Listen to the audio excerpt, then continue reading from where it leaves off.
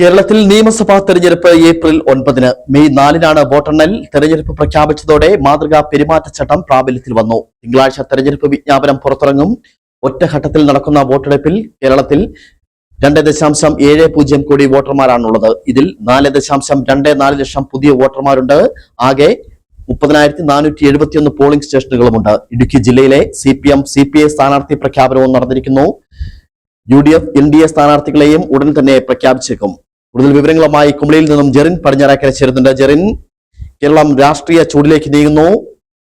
April 9-ന് തെരഞ്ഞെടുപ്പ് പ്രഖ്യാപനം May 4-ന് അറിയുന്നു. ഒപ്പം തന്നെ സംസ്ഥാനത്ത് CPM CPI സ്ഥാനാർത്ഥി പ്രഖ്യാപനം നടന്നിരിക്കുന്നു.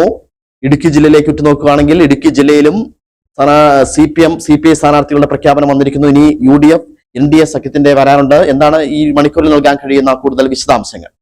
ജെറിൻ, പ്രതീക്ഷിച്ചതിലും വേഗത്തിൽ നിയമസഭാ തെരഞ്ഞെടുപ്പ് എത്തിയെന്നതാണ് ഏറ്റവും വലിയ ശ്രദ്ധേയം. ഏപ്രിൽ 17 മുതൽ 24 വരെയുള്ള തീയതികളാണ് തെരഞ്ഞെടുപ്പ് നടക്കുമെന്ന് അറിയിച്ചിരുന്നത്. എന്നാൽ ഏപ്രിൽ 9-നാണ് ഇപ്പോൾ തീയതി പ്രഖ്യാപിച്ചിരിക്കുന്നത്. അതായത് ഏകദേശം 3 ആഴ്ചയ്ക്കകം തന്നെ തെരഞ്ഞെടുപ്പ് നടക്കും. അതുകൊണ്ട് തന്നെ സ്ഥാനാർത്ഥികൾ അതിവേഗ പര്യടനത്തിലും അതിവേഗമായിട്ടുള്ള സ്ഥാനാർത്ഥി നിർണ്ണയത്തിലേക്കും കടക്കേണ്ട ഒരു സാഹചര്യമാണ് രാഷ്ട്രീയ പാർട്ടികൾക്കുള്ളത്. എല്ലാ രാഷ്ട്രീയ പാർട്ടികളും അതോടൊപ്പം തന്നെ ഉദ്യോഗസ്ഥരുമായിട്ടുള്ള ചർച്ചകൾ നടത്തിയ ശേഷമാണ് തെരഞ്ഞെടുപ്പ് കമ്മീഷണർ ഈ തീയതി പ്രഖ്യാപിച്ചിരിക്കുന്നത്. 23 വരെ, അതായത് മാർച്ച് 23 വരെ നാമനിർദ്ദേശ പത്രിക സമർപ്പിക്കാം. 24-നാണ് സൂക്ഷ്മ പരിശോധന.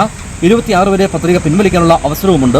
ഏപ്രിൽ 9-നാണ് വോട്ടെടുപ്പ് നടക്കുക. വോട്ടെണ്ണൽ മെയ് 4-ന് നടക്കുകയും ചെയ്യും.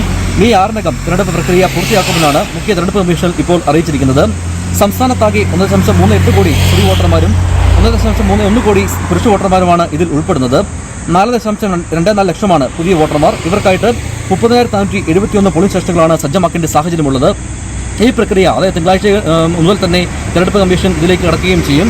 ഏതായാലും ജില്ലയിലെ സാഹചര്യം നോക്കുകയാണെങ്കിൽ CPI CPM സ്ഥാനാർത്ഥികളാണ് നിലവിൽ പ്രഖ്യാപിച്ചിരിക്കുന്നത്. പെരുമറ്റിൽ CPIയുടെ ജില്ലാ സെക്രട്ടറി K സലീം കുമാറിന്റെ സ്ഥാനാർത്ഥിത്വം പ്രഖ്യാപിച്ചു കഴിഞ്ഞിരിക്കുന്നു. ഉടുമ്പൻചോലയിൽ മുൻ MLA KK ജയന്തനാണ് മത്സരിക്കുക. ദേവികുളത്താകട്ടെ ഇപ്പോഴത്തെ MLA ആയിരിക്കുന്ന A രാജ തന്നെ മത്സരിക്കുമെന്ന് പ്രഖ്യാപിക്കുകയും ചെയ്തിരിക്കുന്നു. ഇടുക്കിയിൽ റോഷി അഗസ്റ്റിൻ തന്നെയാണ് കേരള കോൺഗ്രസിൽ നിന്നുള്ള മുൻഗണനയുള്ളത്. റോഷി അഗസ്റ്റിന്റെ സ്ഥാനാർത്ഥം പ്രഖ്യാപിച്ചില്ല എങ്കിലും റോഷി അഗസ്റ്റിൻ തന്നെ വരുമെന്നാണ് ഇപ്പോഴത്തെ സാധ്യത. NDA ആകട്ടെ ഉടുമ്പൻചോലയിൽ സംഗീത വിശ്വനാഥനെ 99% എത്തിക്കൊണ്ടിരിക്കുന്നു.